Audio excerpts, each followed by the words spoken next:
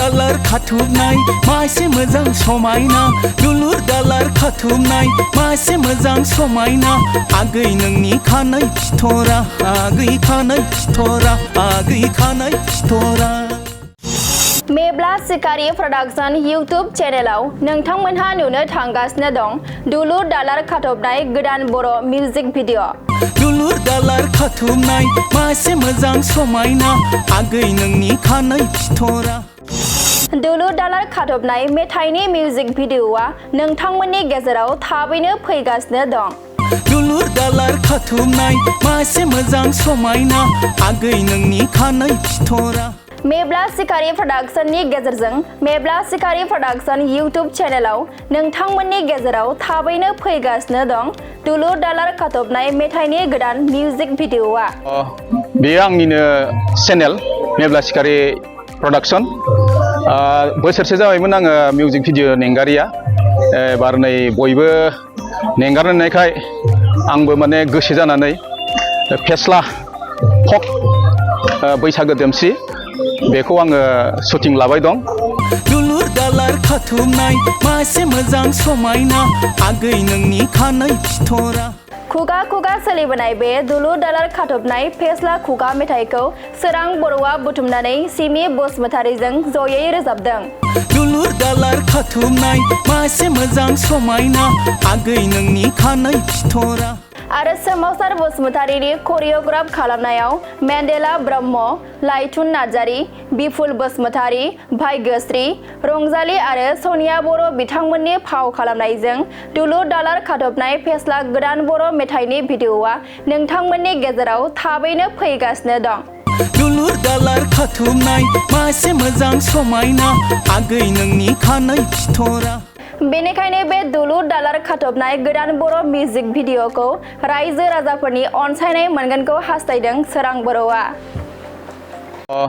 बेयो आंनिनो चेनेल मेब्ला सिकारी प्रोडक्शन बोसोरसे जाबायमोन आङो मिउजिक भिडिअ नेंगारिया एबार नै बयबो नेंगारनायखाय आंबो माने गोसो जानानै फेस्ला फक बैसागो देमसि बेखौ आङो शुटिं लाबाय दं।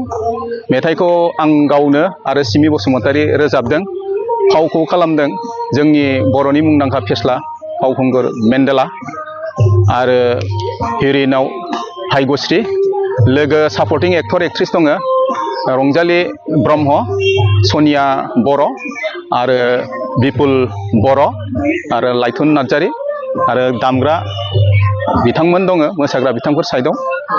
दा बिथांमोननि हेफाजाबजों आंनि बे फक देमसिया मोजां महर मोनगोन होननानै आं आसा खालामदों। आं बेखौ नैबे सानथामसोनि उनाव आङो रिलिज होनो सानदों, एडिटिंनि एसे खामानि थागोन। बे फकआ गोदो 36 बोसोरनि सिगांनो आं उन्दैनिफ्राय मोसाबोनो मोननाय गावनो बैसागोआव रोजाब दा बेखौ जोंनि जायगायाव आलादायै रोजाबो, खायसे जायगायाव आलादा आलादा जायो,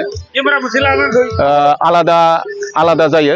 आं जोंनि जायगायारि याव सोलिनाय मेथाइखौ लानानै बानायदों, मोजां जागोन होननानै आं सानदों। दा रायजोआ अनसायोब्ला जोंनि चेनेला ग्र' जागोन, ग्र' जायोबा जोंबो इनकारेज मोनो आरो इयुनाव जोङो बानायनायनि सुबिदाखौ मोनो। बेखायनो रायजोफोरखौ अनसायगोन होननानै आं आसा खालामबाय आरो बयखौबो गोदान बोसोर फैबाय थानायनि आङो गोरबो गोसोनि साबायखर जासिहरग्रोबाय। गोजोन्थों।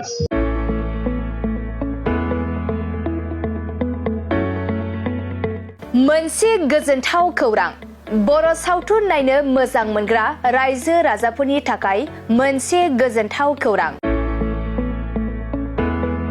खम बेसेननि गेजेरजोंनो नोंथाङा नायनो हागोन बर'नि गासै गोजाम गोदान सावथुनफोरखौ। बर' सावथुन नायनो थाखाय ओंखारदों मोनसे आंगो स्ट्रिम एप।